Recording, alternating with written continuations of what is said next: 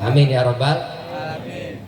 Yang sama-sama kita hormati dan muliakan Kapolsek Cikarang Utara, Forum DKM Sukaraya Indah, yang barusan saya dibisiki ketua forumnya Allah Subhanahu wa Ta'ala telah panggil 20 hari yang lalu ya?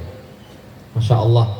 Mudah-mudahan Allah terima semua amal iman Islamnya, dilipat gandakan pahalanya, dan mudah-mudahan dihapuskan segala salah dan khilafnya insya Allah.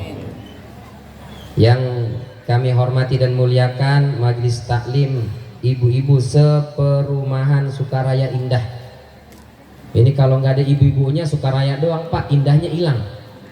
Maka ibu-ibu kudu ada, ya Bu ya. Juga ibu-ibu gerakan sedekah Jumat, Masya Allah. Sayang udah malam Sabtu ya. Tapi sedekahnya udah tadi kan Bu ya. Masih ada nggak? Alhamdulillah. Berarti pulang masih kenyang insya Allah ya. Nggak lapar. Juga segenap Babinsa dan Bimas Pol Sukaraya, Pokdar Kamtib Mas Sukaraya. Tadi kalau nggak dijemput mah kita bingung juga jalan, macet ternyata, Masya Allah. Tapi begitu ada Pokdar Kamtib Mas, oh semua pada minggir. Saya udah merem aja, astagfirullahaladzim, astagfirullahaladzim, astagfirullahaladzim. Takut kita, Masya Allah. Juga segenap para asatid, dewan guru, para alim ulama, tokoh masyarakat, sesepuh, baik yang dituakan ataupun yang memang sudah tua beneran. Karena ada orang dia belum tua-tua banget tapi udah dituain, ada nggak? Masih muda tapi udah dituain, ada nggak? Dan ada juga yang nggak perlu dituain, emang udah ada. Yang mana itu? Dua-duanya mesti kita hormati dan muliakan. Laisa minna man lam yarham saghirana wa lam ya'rif syarafa kabirina, kata Rasulullah. Bukan termasuk golonganku yang tidak hormat kepada senior, tidak mengayomi kepada yang junior. Juga yang kami hormati dan muliakan orang tua kami, semua jamaah yang alhamdulillah di malam yang mulia ini datang semua berkumpul ke sini. Mudah-mudahan semuanya sehat walafiat. Baik sehat fisiknya maupun sehat kantongnya. Karena kalau fisik sehat nih, sholat mah sholat. Cuman kalau kantongnya sakit, sholatnya kagak khusyuk Bu. Lagi sujud nih, Allahu Akbar. Begitu tokan bunyi tuh, nit pindah ke sini nih, nit pindah tuh. Khusyuknya hilang nggak? Hilang. Maka kudu sehat kantong juga, fisik juga.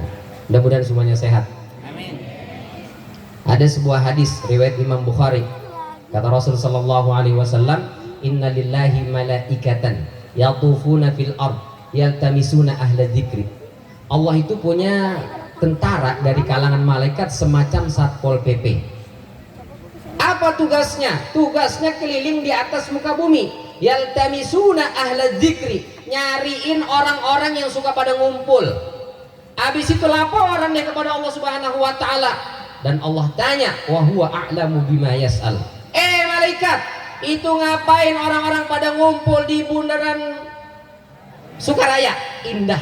Indahnya ada Bu ya? Ada masih. Ngapain itu orang pada ngumpul di bundaran Sukaraya Indah? Lalu kata para malaikat, ya Allah, mereka berkumpul di sana, yusabbihunaka wa yumajjidunaka wa yahmadunaka wa yatluna ayatika. Mereka berkumpul menyanjung, memuji dan memuja asmamu, dan mereka membaca ayat-ayat sucimu. Masya Allah. Itu yang kita lakukan? Itu yang kita lakukan? Bos, kopi bos. Kata Allah, apa yang mereka minta? Yas'aluna jannatak, mereka memohon surgamu ya Allah. Itu yang kita minta. Lalu apa yang mereka takutkan? Mereka berlindung dari nerakamu ya Allah. Kalau begitu wahai para malaikat, mereka berkumpul dalam rangka menyanjung, memuji asmaku, membaca ayat suciku, memohon surgaku, berlindung dari nerakaku. Inni ushidukum anni qad ghafartu lakum. Saksikan hai para malaikat, semua yang hadir telah aku ampuni dosa dan kesalahan. Amin. Amin ya Rabbal. Hadisnya sahih. Malaikat tiba-tiba angkat tangan. Ya Allah, interupsi kalau bahasa kita mah.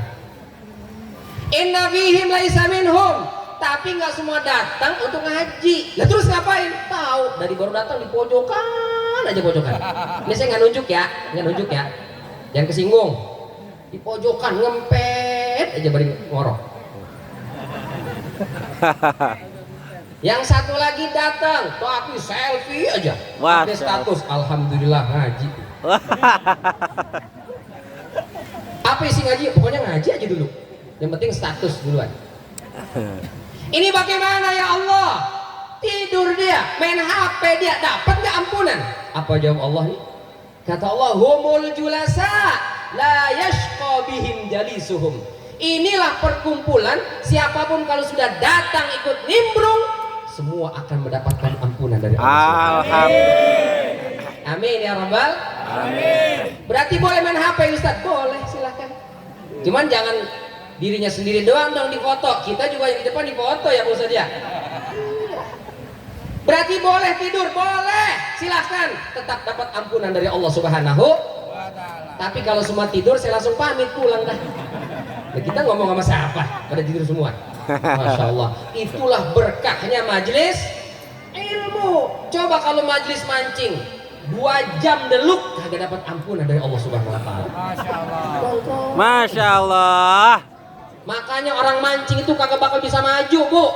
Pak, gak bisa maju. Duduk. Ya jemur. Nyemplung dah tuh ke empang. Duduk di majlis taklim, kita mendapatkan ampunan dari Allah Subhanahu. Semua dosa dan kesalahan kita dihapus karena kita duduk di majlis ilmu ini. Amin ya Rabbal. Tapi yang dihapus dosa, utang mah belum. Jangan pulang dari sini ditagih sama tetangga bayar utang, kan udah lunas kata Pak Ustadz tadi malam. Belum. Ustadz nggak bilang begitu. Ustadz bilang dosa yang dihapuskan, hutang masih ada utang.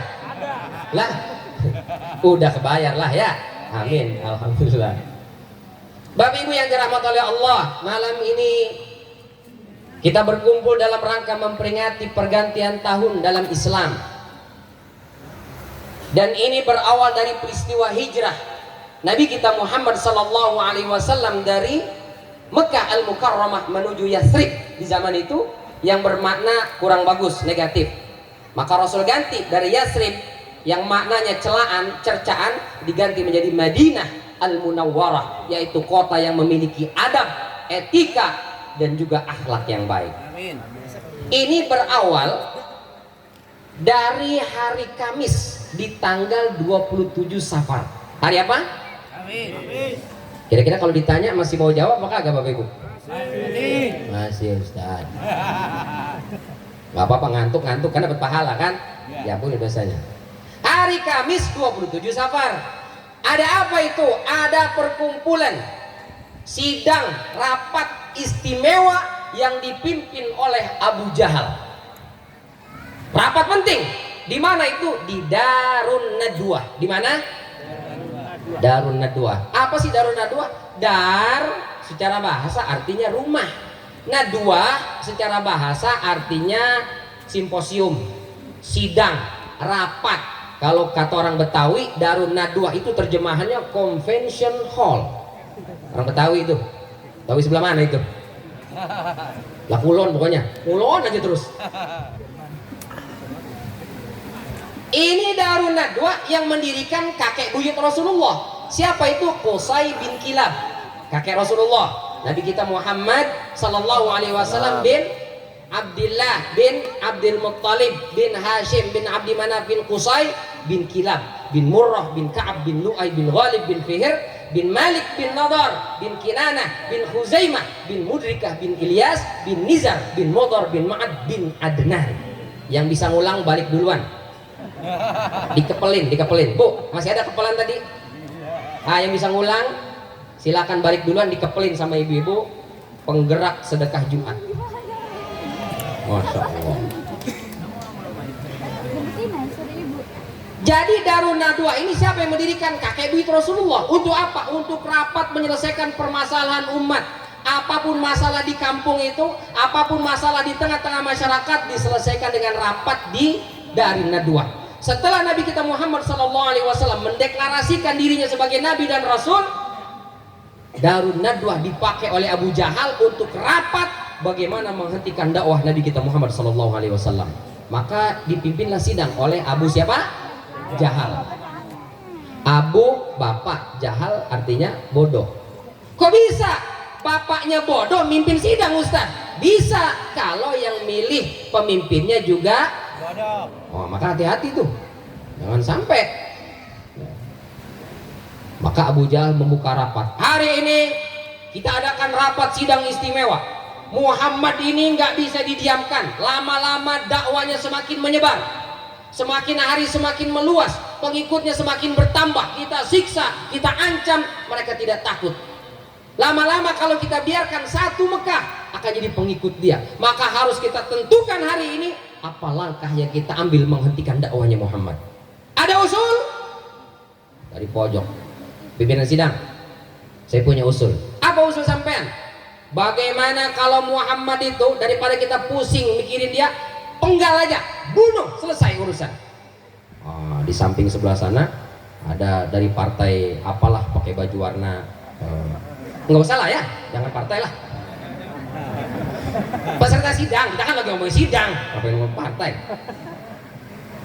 Pimpinan sidang nggak setuju kalau harus dibunuh. Kenapa? Karena Muhammad itu punya backingan dari Bani Abdi Manaf dan Bani Hashim. Kalau kita bunuh Muhammad, mereka akan menuntut balas, terjadi pertumpahan darah di depan Ka'bah. Ini tanah haram. Bagaimana laporan kita kepada para leluhur kalau kita biarkan terjadi pertumpahan darah di kota Mekah ini? Masya Allah. Jadi usulan pertama ditolak. Ada usul lain? Pimpinan sidang usul kedua. Oke, apa usulannya? Bagaimana kalau Muhammad itu kalau tidak bisa kita bunuh, kita buang, kita asingkan ke tempat yang jauh. Kemana? Lemah Abang. Lemah Abang. Masya Allah. Kalau enggak lubang buaya. Orang Indonesia itu kuat-kuat, Pak. Buaya hidup di situ, dia lahir di situ. Masya Allah. Di dekat rumah saya pondok petir. Dari mana Pak? Pondok petir. Di situ banyak petir, hidup masih itu orang itu. Ada yang lahir di balik papan. Bahkan ada yang lahir di mana ibu lahirnya? Di Palu, langsung di Palu baru lahir.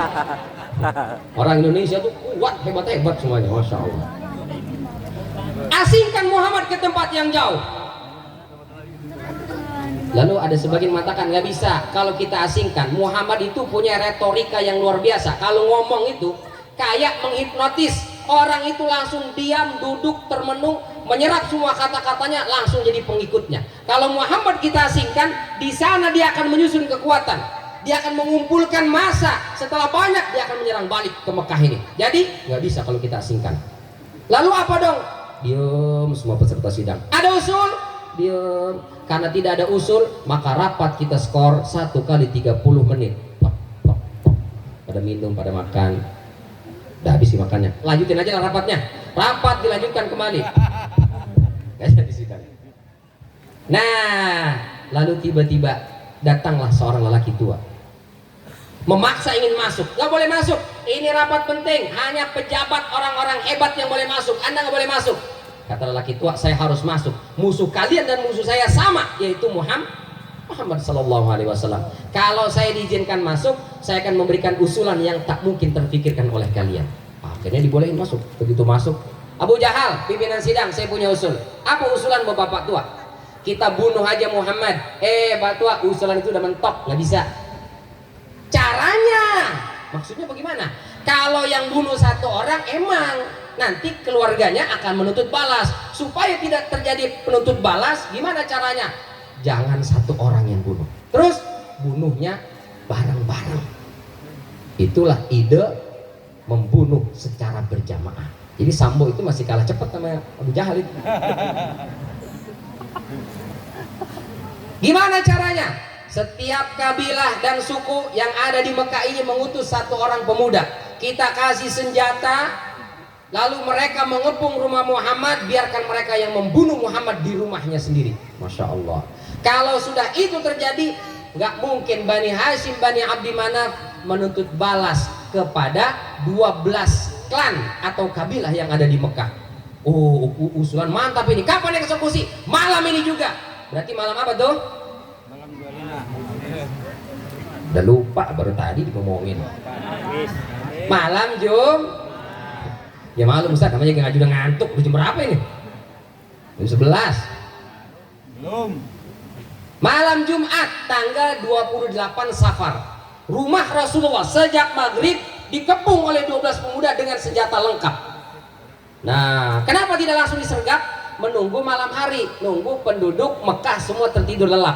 Kalau sudah tertidur lelap jam 11, jam 12, baru rumah Rasul disergap, dibunuh Rasul dalam rumahnya sendiri. Mereka nunggu dari luar, semua 12 pemuda itu. Datang malaikat Jibril ke rumah Rasulullah. Ya Rasul, Allah perintahkan malam ini juga kau harus hijrah. Malam ini Jibril, malam ini. Kenapa harus malam ini? Karena rumahmu sudah dikepung oleh 12 pemuda. Ya, mestinya kalau suruh keluar tadi sebelum dikepung. Masa udah dikepung baru suruh keluar? Bagaimana ceritanya sih Jibril? Itu kalau kita. Ya. Oh, Nabi Muhammad enggak. Allah perintahkan, yakin Allah pasti menolong. Maka Rasulullah SAW keluar rumah mengambil pasir, lalu membaca ayat, waja'alna min baini aydihim sadda wa min khalfihim fa'aghshaynahum fahum. Surat apa itu? Yang paling belakang. Perasaan kayak sering dengar Ustaz.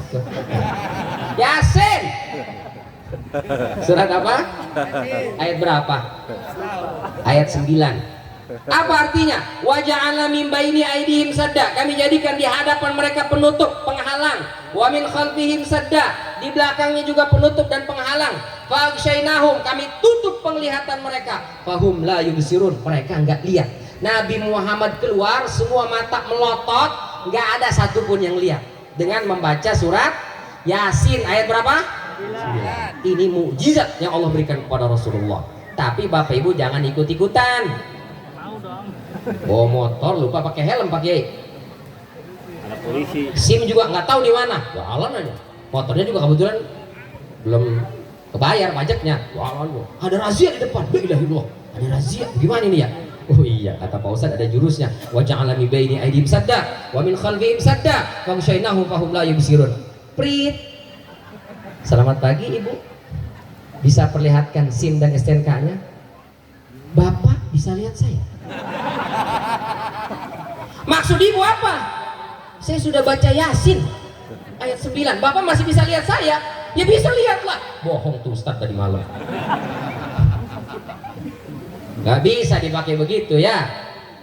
Apalagi buat bapak-bapak mau ngumpet dari bininya. Bang, dicari nama bini. Masya Allah, di mana bini saya? No, udah nyamperin ke sini. Wa jangan min baini aydihim sadda wa min khalfihim sadda.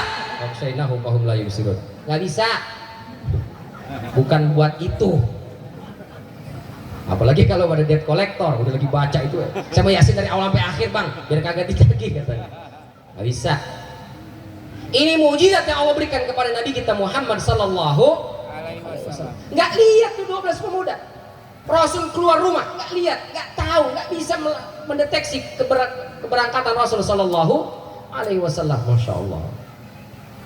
Maka kemudian Rasul berangkat menuju rumah Abu Bakar radhiyallahu anhu warda. Dari rumah Abu Bakar, Rasul berjalan bersama Abu Bakar menuju Jabal Thur. Lalu setelah itu para pemuda tadi mereka mendobrak rumah Rasulullah, ternyata Rasul nggak ada, yang ada cuma Ali. Ali digebukin sampai bonyok. Kemana Muhammad? Ali radhiyallahu anhu tidak bercerita. Lalu setelah itu mereka kejar ke rumah Abu Bakar, ternyata tidak ada. Lalu mereka kejar, ikuti bekas telapak kaki itu sampai di Jabal Sur. Wah, ini Muhammad sama Abu Bakar jangan-jangan naik ke Jabal Sur, bersembunyi di gua. Dalam bahasa Arab, gua itu ada dua. Ada yang disebut dengan ghar, ada yang disebut dengan kahf. Apa bedanya Ustadz? Kalau ghar kecil itu cuma bisa satu orang, paling banyak 2 orang, disebutnya ghar. Kalau dia luas, guanya itu disebut dengan kahf. Kalau masuk 5, 7, 8 maka disebutnya al-kahfu. Maka orang yang tidur di dalam gua sampai 8 atau 7 orang disebut ashabul kahfi apa ashabul ghar? Ashabul kahfi. Besar kahfi itu. Kalau ghar kecil, tapi sampai di Indonesia gor gede banget jadinya pakai. Sampai Indonesia tuh gor gede banget. Di sana kecil. Gua Hira disebutnya Gharu Hira. Gua Sur disebut Ghar Sur, kecil. Masuk ke situ bersembunyi. Para pemuda naik ke atas. Kata Abu Bakar, demi Allah, aku lihat betis para pemuda itu di depan mulut gua. Seandainya mereka merunduk aja begini, ciluk bakekop. Tapi mereka tidak ada yang merunduk. Kenapa? Ini Allah jelaskan dalam surat At-Taubah ayat 40. Id akhrajahul ladina kafaru illam tansuruhu faqad nasarahullah. Id akhrajahul ladina kafaru thaniyasnain id huma fil ghar. Id yaqulu li sahibihi la tahzan innallaha ma'ana. Fa anzalallahu sakinatahu alaihi wa ayyadahu bi junudin lam tarauha wa ja'ala kalimatal ladina kafaru sufla wa kalimatullahi hiyal ulya. Apa tuh artinya Ustaz? Nah, belajar sama Ustaz Dedi, dia sudah ngajari tentang terjemahan. Saya ambil sedikit saja. Wa ayyadahu bi junudin lam tarauha. Kami utus tentara-tentara untuk menyelamatkan Rasulullah dan juga Abu Bakar yang berada dalam gua bi junudin lam taroha, dengan tentara yang mereka nggak kenali. Sebagian ahli tafsir mengatakan maksudnya malaikat. Sebagian lagi mengatakan itu adalah burung merpati datang membuat sarang, bertelur, ngerem telurnya di situ. Yang satu lagi laba-laba, dia membuat jaring menutupi mulut gua. Maka para pemuda tadi tidak masuk. Kenapa? Ini ada burung lagi ngerem. Kalau ada orang masuk, burung udah kabur ini. Sarang laba-laba udah rusak. Maka nggak mungkin Muhammad dan Abu Bakar masuk sini. Masya Allah. Allah kirimkan tentara hanya lewat burung dara, burung merpati. Hanya Allah kirimkan lewat serangga, laba-laba kecil kelihatannya, tapi mampu menyelamatkan nyawa manusia. Masya Allah. Itulah sebabnya di Mekah itu, Madinah itu banyak burung dara, burung merpati itu banyak, kita kasih makan, foto-foto, selfie sama burung dara. Di Indonesia makanya susah, apalagi di Sukaraya Indah nggak ada. Sampai jamaah nanya, Ustadz kok di sini banyak banget burung merpati jinak-jinak Ustadz? Saya bilang iya Bapak Ibu, mohon maaf karena di sini nggak ada pecel lele. Judulnya dong pecel lele, itu bebek ada dipecel di situ, ayam dipecel, sampai burung dara